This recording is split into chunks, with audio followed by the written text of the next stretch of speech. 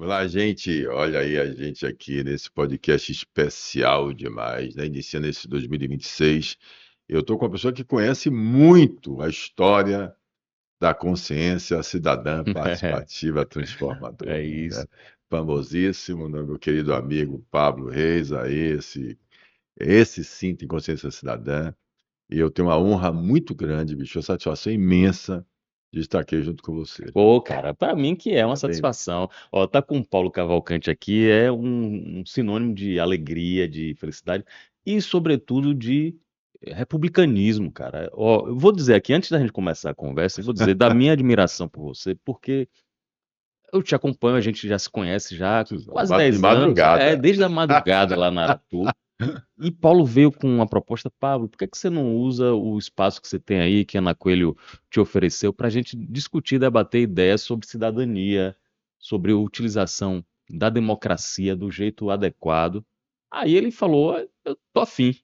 E aí você chegou lá, velho, com conceitos que ainda naquela época ainda não estavam nem sendo tão Ainda hoje, debatidos. ainda hoje. Ainda hoje a gente tem muita gente que não A maioria do conhece, não brasileiro não compreende, sabe o velho. que é inteligência cidadã, não sabe o que é consciência de cidadania, não conhece cidadania, não conhece seus direitos, não conhece como funciona o sistema político brasileiro, não conhece o que é o partido político, não conhece o que é a Constituição Federal Brasileira, não sabe que a democracia ela só se sustenta pela coletividade com capacidade analítica e crítica do seu eu, entendeu? Do seu E veja autoestima. como são as coisas.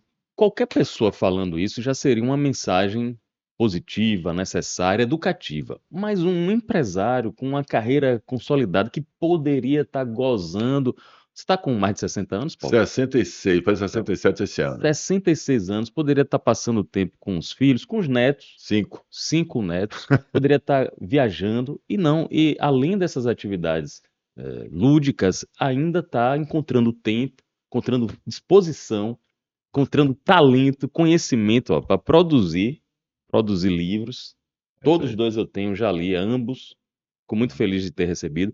E trazendo o debate para a sociedade, inclusive, como eu falei aqui, colocando a cara a tapa. Tem gente que critica, eu sou entrevistado, mas eu Claro. quero. Tem gente que critica você pelo que você está fazendo Veja atualmente? bem, não criticar, não.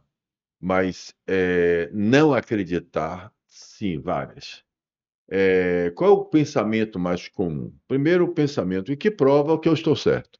O pensamento mais comum exatamente prova que eu estou certo. A falta de capacidade, a nossa infantilidade de aprender o que é cidadania, né? Então, na verdade, é uma infantilidade. A gente não nos deram a oportunidade de a gente entender o que é um pacto social, o que é viver no condomínio. A gente, como você sabe disso, essa frase é antiga, eu inaugurei ela no seu programa lá, naquelas madrugadas, eu dizia, a gente tem uma cultura que a gente não desce nem para as reuniões de Eu condomínio. dizia isso lá A atrás. cultura nossa, a gente não é participativa, a gente reclama de tudo, mas a gente não faz nada, a gente só faz reclamar. A gente reclama nos WhatsApps, a gente reclama e tal. E é muito fácil reclamar, é muito fácil transferir a responsabilidade, mas então as pessoas não acreditam, Pablo, do que eu vá conseguir implementar, certo? Uma consciência de cidadania na maioria da população. Não acredita porque, em primeiro lugar, eles acham que que eles acham que o sistema, como eles fazem, o sistema. A gente tem uma mania, interessante isso, de criar monstros. Então, um sistema. O que é o sistema, né? Exatamente. Quem é que está por O trás do sistema? Estado. Não, eu vou até brincar mais, eu vou dizer assim, que vai um negócio interessante, eu vou provocar.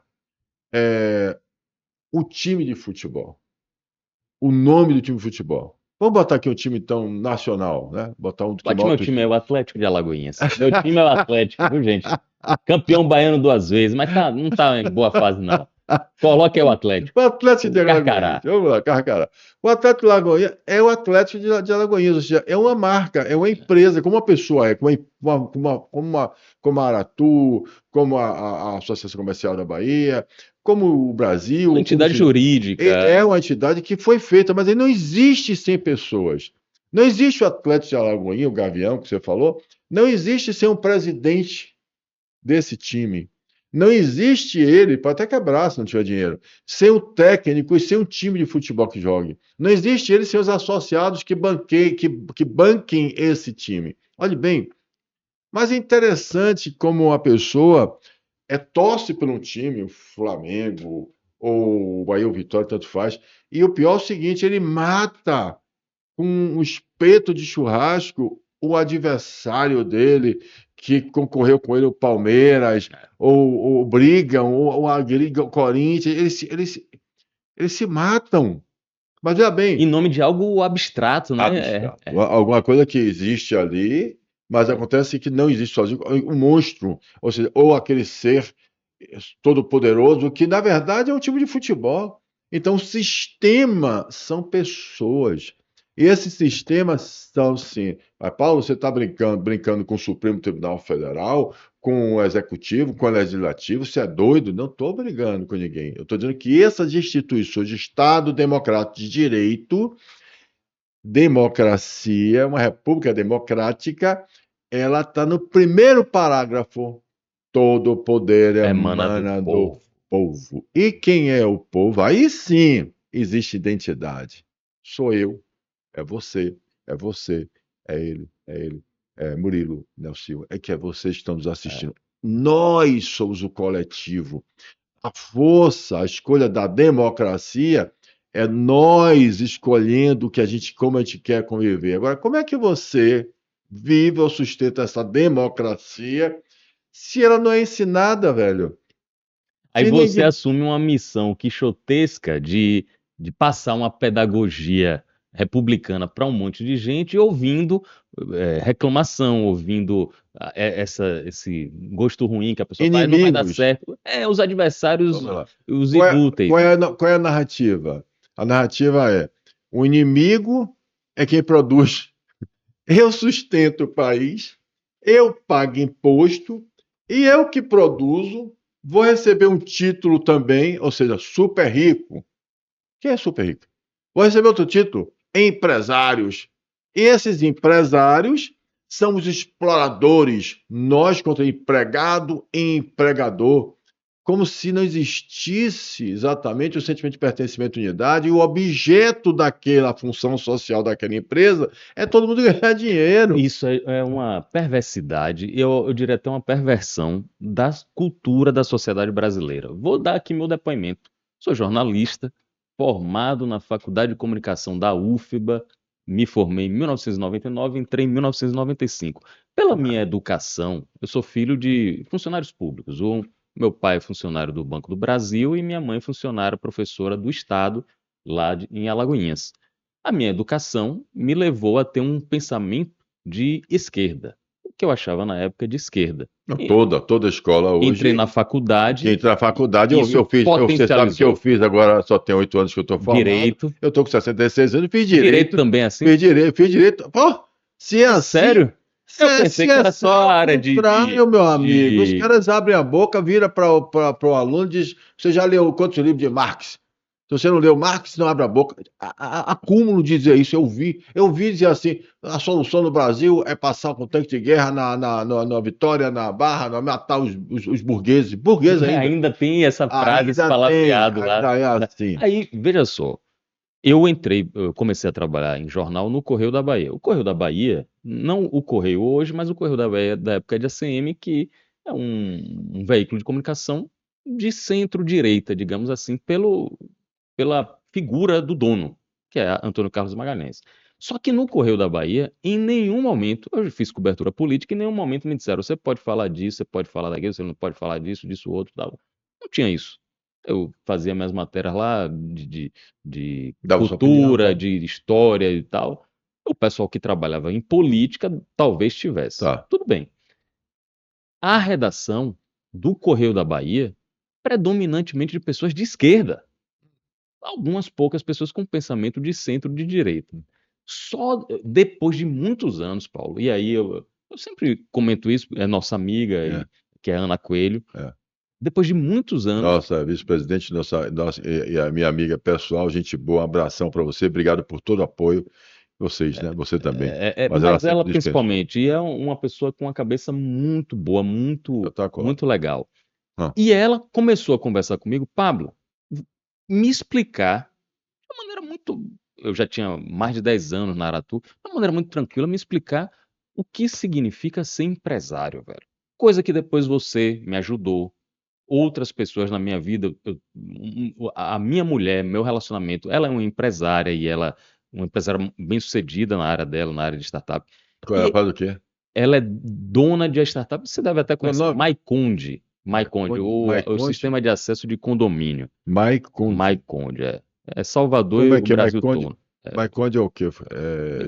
Tipo, Faz o meu quê? condomínio. O acesso ao Meu condomínio. condomínio Certo. deve ser Ela faz o startup do condomínio. o aplicativo que dá o acesso todo ao condomínio. Se você usar sua quadra de tênis, se você usar Que maravilha, eu não conhecia isso.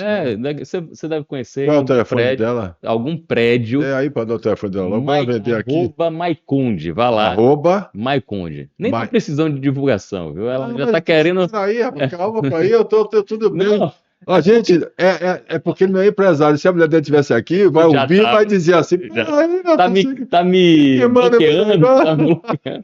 Ah, diga. Aí foi bom você mencionar isso. Hum. Minha cabeça, que não é de empresário, sempre tem esse viés, esse pensamento. E quem é empresário sabe que toda divulgação importa e ajuda. Importa.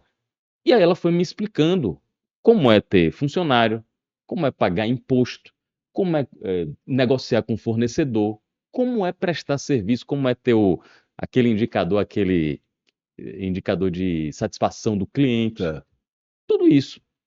Aí eu comecei a mudar a minha cabeça sobre a figura do empresário, do empreendedor, que é quem está sustentando o Brasil, que é quem está dando emprego, principalmente o micro, o pequeno, quem está gerando oportunidade, e que, apesar disso tudo, é totalmente Demonizado e hostilizado, criminalizado. é criminalizado. Demonizado e Não é criminalizado é possível. inimigo. Agora, tem um detalhezinho que eu queria acrescentar para vocês. A consciência cidadã participativa transformadora leva a consciência a você que está ouvindo, a qualquer um de nós. Nós, povo brasileiro, sustentamos o Brasil. Não é só o empresário, não. O assistido pela Bolsa Família, o desempregado também sustenta o Brasil. Porque E paga essa imposto. essa autoestima de cidadania você tem que ter. No momento que você está no seu barraco, que você levanta, acordou de manhã, cedo de madrugada e vai no banheiro fazer seu pipizinho, você chega lá na luz para ver o vaso, você tocou no vaso, o reloginho, ó, imposto. Imposto. Água, imposto, no ônibus, imposto, na taxa, imposto, no valor do ônibus, desses 30 centavos agora que subiu da taxa do ônibus, imposto. No pão que você come, na cueca que você veste, na roupa que você veste, tem imposto. Então, quando você começar a entender quanto tem de imposto no que você hoje paga para sobreviver, você vai começar a exigir, isso é autoestima cidadã, exigir serviços públicos com eficiência, educação, saúde, segurança, saneamento. Você vai começar a exigir, porque aí você está pagando. Porque quando você paga uma taxazinha de um plano de saúde odontológico, seja o que for, ou um plano de saúde, se o cara não lhe atender, você judicializa. Você tem como fazer isso também contra o Estado. Olha aí. Ninguém. Olha Tudo bem, isso é consciência que ele está cidadã. levando e que muita gente não quer que isso chegue à grande massa. Não quer que Prefere que tenha, o pessoal porque esteja se o ignorante. cara começar a cobrar o serviço público, vai identificar que o inimigo dele não é quem produz, não é empregador, não é o super rico, não é quem. Não é. O inimigo dele não existe, é ele próprio, quando não compreende que ele tem que cobrar ao prestador de serviço dele, que é o Estado. O Estado também não é inimigo nosso, não. O Estado, ele tem. Nosso fornecedor. Lembra do seu condomínio dele? Nós temos um grande condomínio chamado Condomínio Brasil. Nesse condomínio você tem uma fração ideal tanto de propriedade, porque nós tivemos no território, né, que é nosso, como tem uma fração de poder. Neste momento, você, como condomínio que vive naquele condomínio, tem o direito de cobrar os síndicos dos seus condomínios. Quem é o síndico do condomínio? Prefeito, Governador, E presidente. quem é que ele representa? Quem pediu sua procuração? Senador, vereador, deputado estadual, federal. Então, é isso, senador. A gente precisa entender isso. Judiciário está para nos servir, segurança pública para estar nos servir. Quando a gente não achar que é favor e achar que é um Deus ou alguém que está me dando, ou Lula ou Bolsonaro, que são os salvadores da pátria, nós vamos continuar patinando, vamos continuar achando que o melhor para a gente é Ó, narrativa. e isso que Paulo está falando diz muito respeito sobre educação. A gente fica colocando as nossas expectativas, os nossos anseios em cima de figuras. O ser humano tem isso, essa associação, né? Essa empatia, antipatia e tal. E isso faz com que possíveis grandes gestores, e ao longo desses 25 anos aí de jornalismo e mais minha época de adolescência, eu vi pessoas com excelentes propostas na área da política, mas que muita gente não tem carisma. Eu tô doido para quem assuma o poder seja um sem carisma, mas que seja um excelente gestor. Porque o carismático, geralmente ele se baseia em cima da própria carisma, do próprio carisma, e não consegue executar quase nada. Vou dar um exemplo aqui, que dizem, não é à toa que foi governador de São Paulo 5 vezes, Geraldo Alckmin. Dizem que é um grande gestor. Dizem que é um homem decente, que como chamam, não é dinheirista. Não chegou a ser presidente da República na reta final porque começaram a chamar o cidadão de picolé de chuchu. Inclusive o próprio picolé de chuchu, sem gosto, Eu não sem. sabia disso, Não sabia não? não. O picolé de chuchu que não tem gosto, que não tem nada, que é sem sal, sem açúcar, sem nada, nunca vai conseguir, pronto. E aí Lula derrotou Geraldo Alckmin. Dizem que ele é um excelente gestor. Outro sem carisma, José Serra. Perdeu a eleição na reta final porque não tinha essa oratória, essa presença, essa capacidade de inebriar o público. E inebriar, Paulo, talvez seja o termo correto. Inebriar é embriagar. Quando você embriaga uma pessoa com palavras bonitas, promessas, você tira a racionalidade dela. Você faz com que a pessoa comece a entrar num terreno de imaginação, de utopia, de desejo, de sonho. Olha, eu vou fazer aqui agora de Salvador a maior capital do hemisfério sul. Tem potencial para isso? Para mim, total. Sim. Agora precisa colocar no papel o passo a passo para chegar lá, para dizer o que é que eu preciso resolver, o que é que eu preciso melhorar e o que é que eu preciso investir. Vai chegar e dizer. Aí, a partir da oratória da pessoa, da oratória do candidato a presidente, a Deixa eu governador, contribuir com você. eu gosto. A democracia, ela já é discutida antes de Cristo, né? Com Aristóteles, ele já dizia que a democracia, ela era um sistema perigoso porque demagogos poderiam, ou narrativas, poderiam fazer com que as pessoas sem conhecimento, com lado emocional, pessoas que hoje sem virtude, mas virtude no sentido disso mesmo, Sim. que essas pessoas poderiam ser levadas a decidir contra elas próprias, em virtude da falta de conhecimento. É exatamente isto que hoje, no século XXI, depois de tantos anos, que nós estamos conversando aqui de novo. Apesar da inteligência artificial, apesar do desenvolvimento e tudo mais, existiu uma polarização hoje, como eu falei, onde cada um resolveu, independente de se sentir acima dessa polarização, entendendo com o poder de poder avaliar, como você disse, qual é a melhor proposta. Essas pessoas não brigam por propostas. Quer ver um exemplo clássico?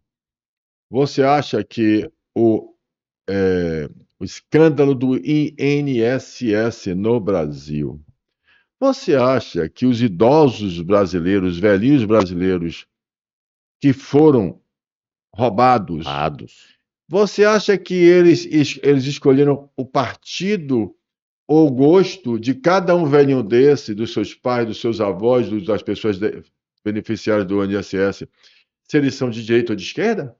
Não. Eles roubaram indistintamente todos os idosos do Brasil, o pior, sistema de previdência, meu amigo, de aposentadoria. Rapaz, É isso é um da dos, maior é um dos maiores crueldade. escândalos, de maior crueldade. Agora, veja bem, você viu os brasileiros se unirem, independente de direita ou esquerda, para fazer passeata e ir para a rua, para falar do roubo do INSS? Você viu algum artista sair falando roubo do INSS? Não. Nossos velhinhos? Não.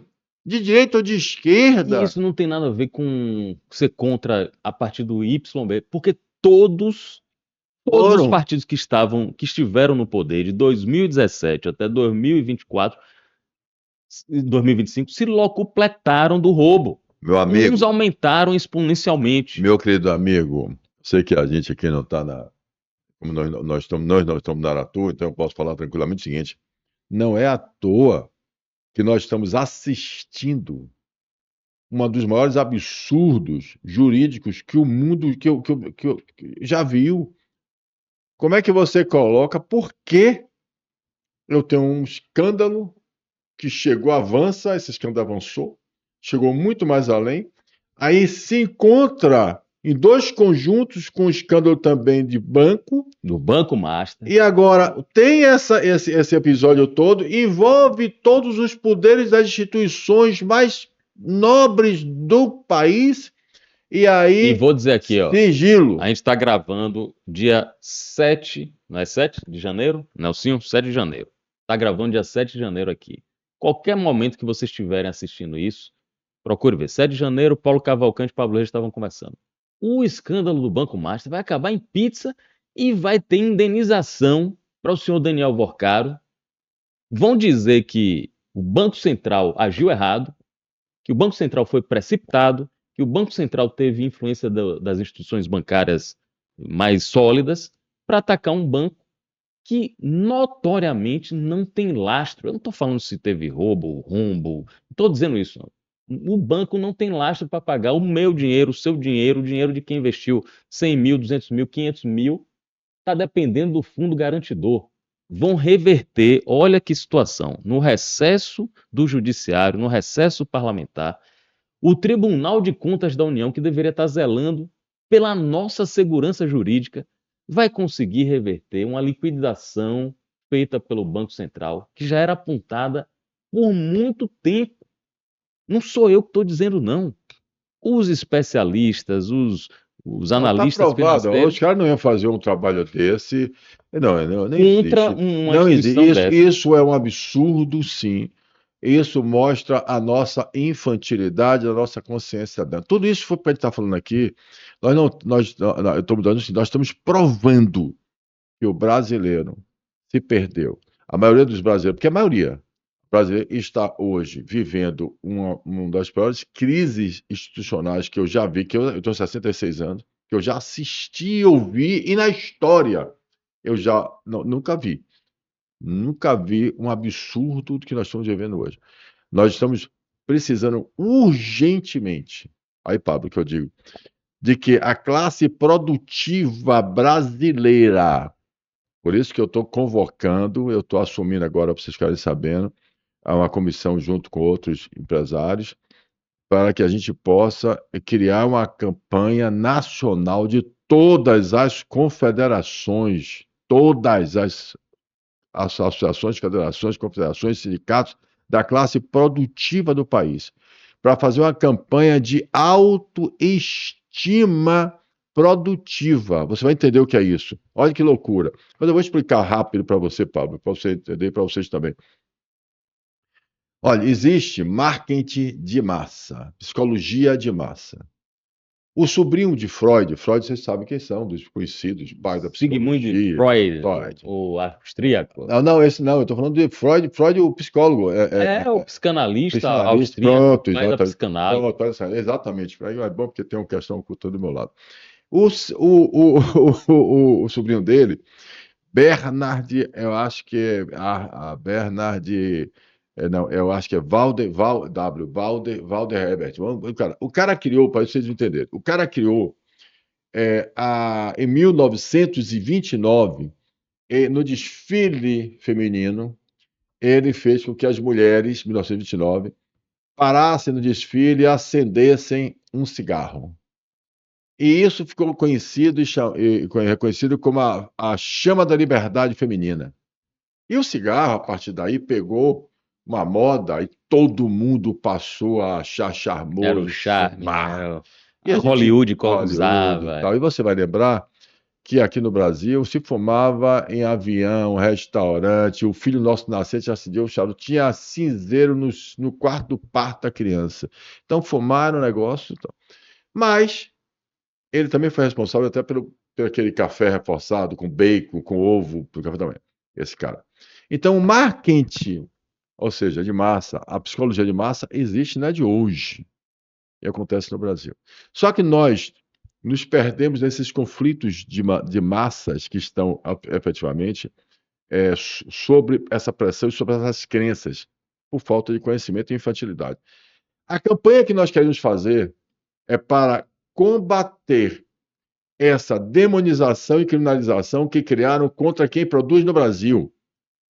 Como fizemos com o cigarro. O cigarro também tabagismo, quando ele fez uma campanha para parar de fumar, essa campanha funcionou. Não precisa ser educacional, que demora 30 anos. A educação você vai encontrar no professor hoje. Mas você pode fazer uma campanha extra-educação, não é concorrente. E essa campanha, você traz essa campanha para mostrar a autoestima de quem produz no Brasil, de quem sustenta essa nação.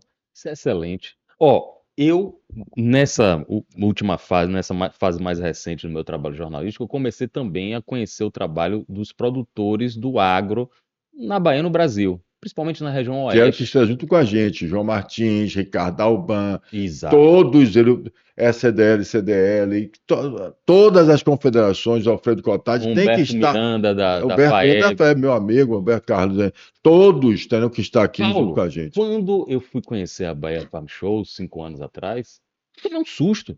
A gente está aqui na capital, na região metropolitana, no Recôncavo, a gente não sabe o que está acontecendo no Oeste. E eu, a primeira vez, caramba, isso aqui é uma potência, isso aqui é uma cidade que os caras montam em 20 dias, em 14 dias, só fazendo negócio, não tem show, não tem bebida, é só negócio.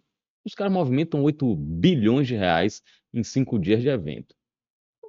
Por que é que vocês não estão lá dentro de Salvador dizendo o que é que vocês estão fazendo? Ah, não, mas a gente gosta de produzir. É justamente o que você está falando. Tem que divulgar, tem que expor, tem que. É uma contradição, é uma crueldade o que o brasileiro, por caminho da mídia, a mídia é muito responsável nisso, mas agora também as redes sociais, faz contra o agronegócio. Olha, eu não tenho fazenda, ninguém da minha família é fazendeiro, eu não ganho R$ 1 de agronegócio, não tenho nenhum favorecimento com isso, mas é injusto. É injusto. Esse pessoal emprega 1 a cada 4 brasileiros formalmente. O pessoal é responsável por 30% do PIB. De cada R$ 3 produzido no Brasil, R$ 1 é do agro. Durante a pandemia, quem sustentou esse país aqui enorme foi o agronegócio. Foi o agronegócio e o dinheiro do Auxílio Brasil, o dinheiro do servidor público que não foi reduzido em nada. Mas é o agro que alimenta tem um poder enorme. Poderia estar fazendo essa campanha que você falou de autoestima. Não, a gente vai fazer juntos. Veja bem, a ideia é a Aí seguinte: vem a não indústria. é só a indústria, não, a gente precisa fazer juntos, unidos. Eu estou propondo o quê? Pablo, eu estou propondo apenas exatamente uma campanha de massa para valorização de quem produz no Brasil, apenas para se defender, não é política, não é contra ninguém, não é contra A, B ou C, é apenas institucional, nacional, de autoestima, para mostrar a verdade e proteger, porque se a gente não se proteger, se a gente ficar passivo, esperando só apanhar e achando que não é comigo, a gente vai destruir este país. Esse país precisa de uma reação de inteligência cidadã, de autoestima cidadã. As pessoas precisam reconhecer. É um movimento, sim, De nacional. orgulho nacional, de De patriotismo, de você tudo isso. precisa mudar e esse país precisa mudar. E é isso que a gente vai fazer. Ó, Tá certo? quando você fala isso, Ah, a gente está vivendo um momento histórico muito singular, né? Que é a situação geopolítica, Estados Unidos, China, Rússia, o Brasil aí no meio, o Oriente Médio e tal. Eu não tenho nada contra, pelo contrário, eu adoro o que os Estados Unidos fizeram pelo Ocidente. Fizeram e fazem pelo Ocidente. São muito competentes. Eu tenho visto americano e nunca viajei para os Estados Unidos, porque eu gosto mais até da Europa. Mas eu poderia ter viajado, conhecido lá. O que é que eu quero dizer com isso? Minha educação, boa parte da minha educação, foi feita baseada em conceitos americanos, pelo cinema, pela música americana. Isso não é à toa. Os Estados Unidos investiram, é o que você está falando, eles investiram maciçamente na cultura deles, no cinema deles, na música deles, na televisão. A televisão dos Estados Unidos é a melhor do mundo. Para poder levar os conceitos dele, que interessam a eles, para grande parte desse planeta. A Segunda Guerra Mundial, quando a gente, no nosso olhar ocidental, a Segunda Guerra Mundial, para a gente, quem venceu foi os Estados Unidos da América. Quando você vai a fundo na história, quem venceu, não estou tirando o mérito dos americanos, foram Sei, sei. decisivos e tudo, Claro. mas quem venceu a Segunda Guerra Mundial foi a Rússia. A Rússia perdeu muito mais homens do que os Estados Unidos. A Rússia conseguiu fazer uma emboscada contra os alemães na parte da insanidade de Adolf Hitler, que queria invadir a Rússia em pleno inverno, e eles deixaram, e depois fizeram a emboscada e foram dominando todas as regiões até chegar em Berlim. Tanto que hoje, ano de 2025, 2026, há duas comemorações diferentes a respeito do dia da vitória dos aliados contra o eixo. Uma comemoração o americano com o inglês com o francês, e outra comemoração de outro dia é dos russos. Por quê? Porque os russos chegaram a Berlim, conseguiram dominar Berlim antes dos americanos. Antes da bomba? Teve a bomba de Hiroshima, que deu um susto lá no pessoal. Susto. O pessoal viu, onde é que eu tô me Eu metendo? não quero tomar um susto desse. Não, ninguém quer tomar um susto desse. Mas para dominar, para chegar no bunker de Hitler, para fazer com que o Porque ditador o que lá. eu estou dizendo é o seguinte: por isso que existiu a Guerra Fria, por isso que eles fizeram o Muro de Berlim, por isso que os dois reconheceram que a união dos dois fizeram a guerra. E a narrativa. Os chineses hoje estão fazendo um trabalho espetacular, né? Ou seja, mundialmente, inquestionável. Eu acho que e é capitalista, Sim, né? tem nada de comunista. Nada de comunista ali, ao A contrário, maior o país eficiência produtiva. do mundo hoje, né? A escala da China, a gente fica falando de escala. Ex- Não tô batendo Exatamente. pau, não. A escala da China é 6 por 9 por 6, né? Ou 9 por 6 por 6. É de 9 a 6, 6 dias na semana que o pessoal trabalha lá. É a escala de trabalho normal. Eu não sabia isso, não. De 9 da manhã às 6 da tarde, ou de 9 da manhã às 6 da tarde, 6 dias por semana.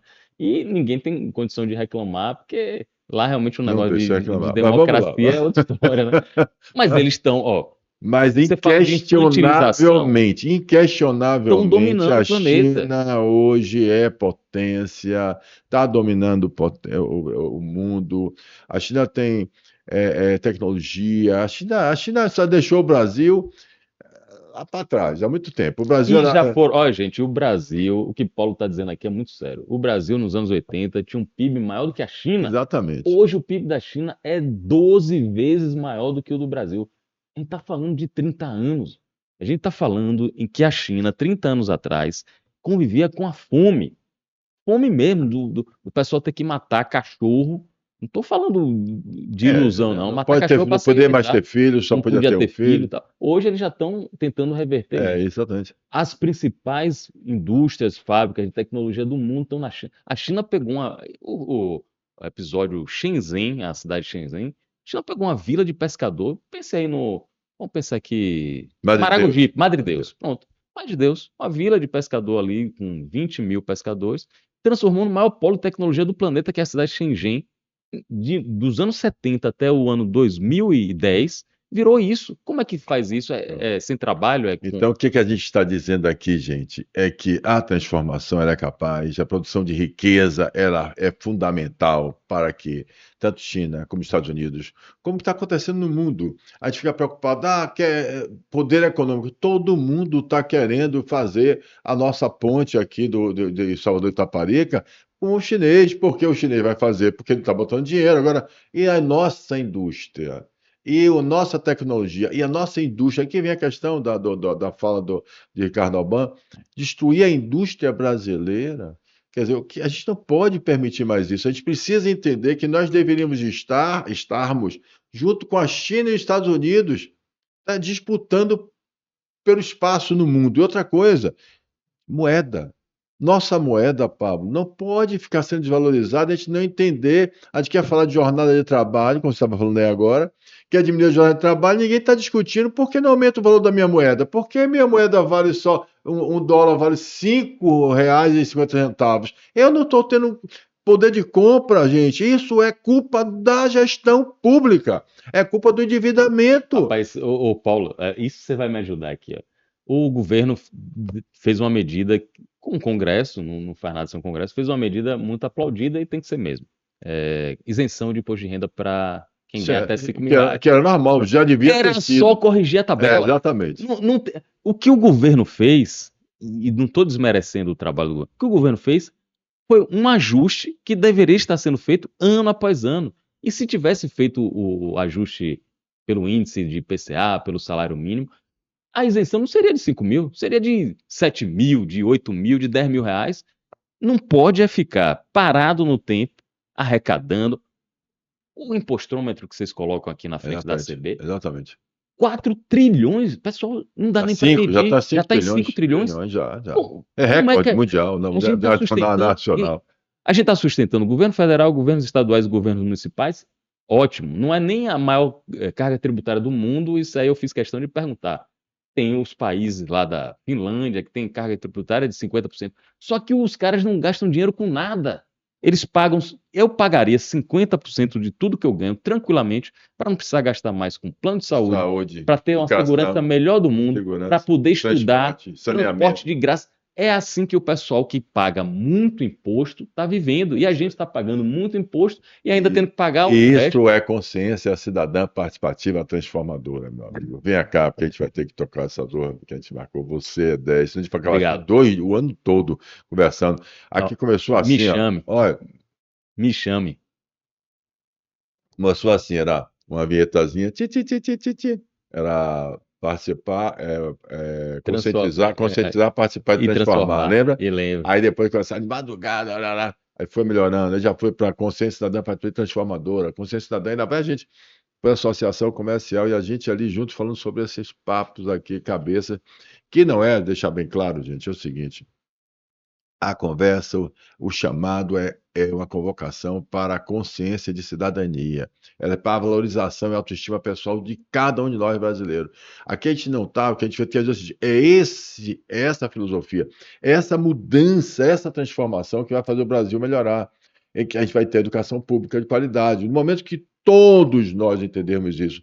Agora, se a gente deixar entendendo que é polarização, é nós contra ele, certo? É um extremo contra outro extremo. Ninguém parando com capacidade intelectual de entender, nem fazer uma interpretação de informação, a briga continua sendo muito infantil. Paulo, isso que você está falando, só para encerrar, concluir aqui, esse fenômeno de rede social é muito interessante, né? Eu sou jornalista de uma época que não existia isso.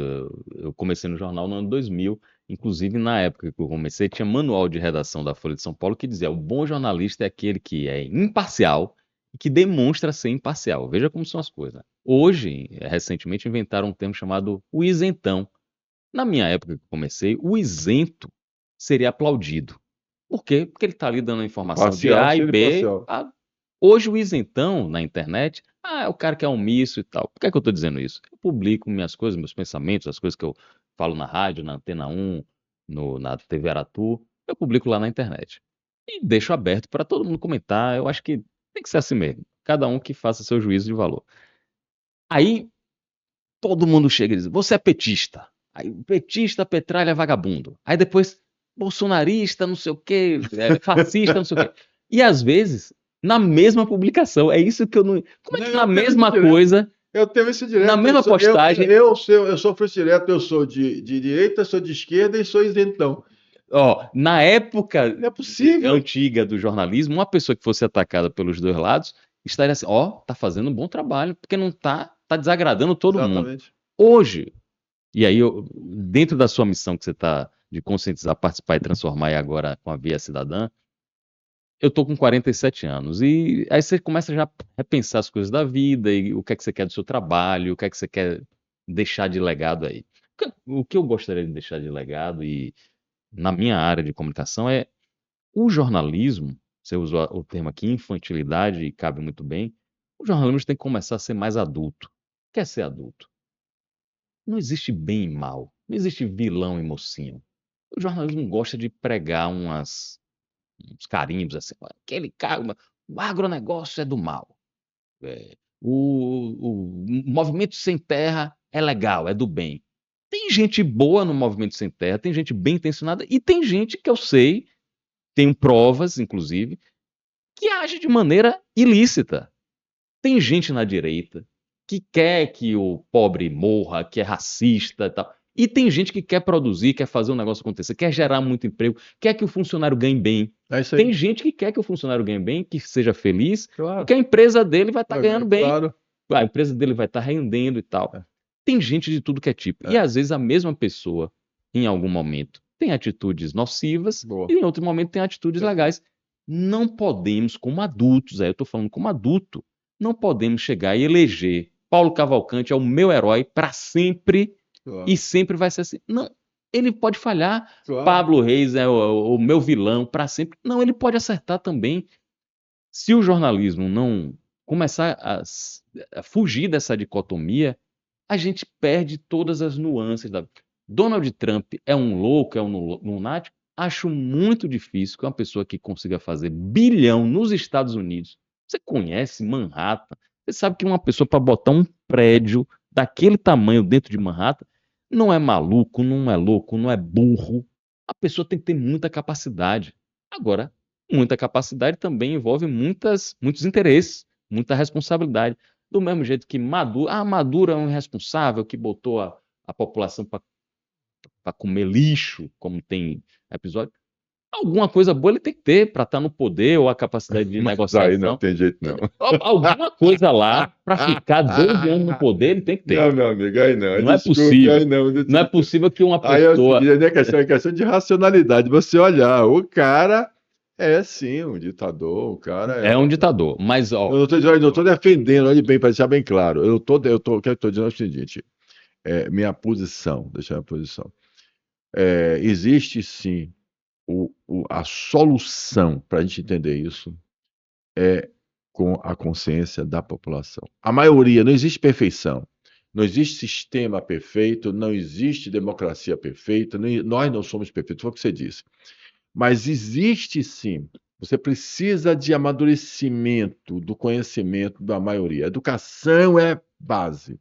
Mas não é educação viciada, não é educação também já contaminada. A educação é uma analítica crítica, né? Com capacidade de avaliação crítica e analítica, de entender, de conhecer um pouco de tudo, para que você possa decidir melhor, porque o poder está na sua mão. Agora, se você não tem o direito de exercer o seu poder, se alguém está de forma arbitrária, não permitindo que você exerça seu poder, mesmo você tendo consciência da justiça que você está sofrendo, tem uma coisa errada. E no caso da Venezuela, era isso sim. E nós temos que ter cuidado no nosso país para não caminhar para isso também. Nós começamos aqui, inclusive, Pablo, criticando. Rasgar a Constituição Federal Brasileira jamais.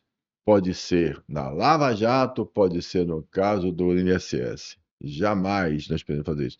Quando a gente acredita que uma interpretação individual de uma pessoa só ou de um conjunto começa a tomar decisões e não entendendo todo o processo, né, um processo de ampla defesa, o processo que está lá previsto, nossa Constituição é cidadã e solidária. Então, a minha preocupação, eu quero colocar o seguinte, só para você entender. A gente precisa ter esse cuidado. Agora, nós vamos enfrentar, Pablo, situações ainda muito, na minha avaliação, muito incômodas, porque a gente ainda não vai ter tempo. Eu não vejo como é que, por mais campanha que eu faça, por mais urgente que seja a consciência de cidadania e que a classe produtiva se engaje e comece a fazer campanhas publicitárias de massa para reverter essa situação, por mais que a gente tente educação para que as pessoas compreendam como votar e se entendam pertencente e não venda seu voto, não Isso é o troque por processo favor. de geração, né? Mas é isso que eu Demora uma quero dizer. Por geração. mais que eu acho que nós estamos nesse momento agora, vivendo situações mundiais bastante preocupantes. Concordo, mas quem vai salvar a gente, na minha avaliação, não é a classe política, é o setor produtivo. E vou dar um exemplo. Quem foi que resolveu o tarifaço? Quem resolveu o tarifaço foram os irmãos Batista. Foi Joesley Batista, tem muito interesse em jogo, muito dinheiro no Brasil e nos Estados Unidos. Foi lá e conseguiu, do jeito dele, não sei como foi, não estava nos bastidores, conseguiu melhor do que a diplomacia constituída, conseguiu resolver. Como é que resolveu? Dizendo, olha, você está perdendo dinheiro com isso aqui e eu posso resolver a questão do dinheiro desse jeito aqui. Bora conciliar as coisas do jeito que se faz negócio, é conversando, botando na mesa dos adultos. E aí eu vou voltar a dizer, a vida pragmática é a vida dos adultos. Se a gente quiser ficar na utopia, na ideologia de faculdade, tudo bem, é bonito, é legal. Na minha época de faculdade era bom para enganar as menininhas lá, para ficar dizendo, olha, eu sou bom, eu sou porreta. Mas no mundo dos adultos não é isso que está resolvendo, não. O Vai, mundo dos madame, adultos, ele tá. pragmatismo. Vai lembrar porque ele vai fazer conta, ele tá falando isso aqui, isso é o sonho dele, né? Meu Obrigado, meu querido amigo. amigo, Obrigado, foi bom me demais. diga aí o que é que você tem que deixar claro para sua turma aqui, para essa Câmara. Diga para eles aqui o que é que você. Ó, pessoal, esse slogan aqui não é vazio, é da nossa conta, é tudo que está ao nosso redor, tudo que está se passando é da nossa conta. E ser adulto no negócio, ser adulto na imprensa, na mídia, na minha avaliação é assumir a responsabilidade de não passar. Ah, eu estou tendo um problema na minha rua de iluminação. É da sua conta. É, Chame o caso para você. Como é que você resolve? É o que? É fazendo protesto? É queimando pneu? Tem gente que acha que é assim. É o que? Indo na prefeitura, na Câmara de Vereadores para fazer petição? É acionando o judiciário? Tudo isso é da nossa conta. Enquanto a gente estiver terceirizando as boa. nossas demandas, enquanto a gente estiver colocando nas mãos, na mente de um ideal lá, de um papa, de um líder, a gente não está assumindo a responsabilidade, a gente não está exercendo a cidadania, a gente não está exercendo o nosso direito de ser adulto. Quem é adulto sabe, e na sua casa você sabe. Quando seu filho está doente, você não espera o divino operar. Você sai, leva seu filho, bota no colo, bota no carro, bota no Uber, Boa. leva seu filho para a UPA e assume por quê? Porque seu filho é da sua conta. Da mesma forma, o seu filho biológico, da mesma forma é esse condomínio que Tá Paulo bom. está falando. É Beleza. tudo na nossa conta. Meu querido amigo, Muito obrigado pelo maravilha, que convite. satisfação. Obrigado, gente. Pão na máquina, até a próxima. Vamos lá. Valeu.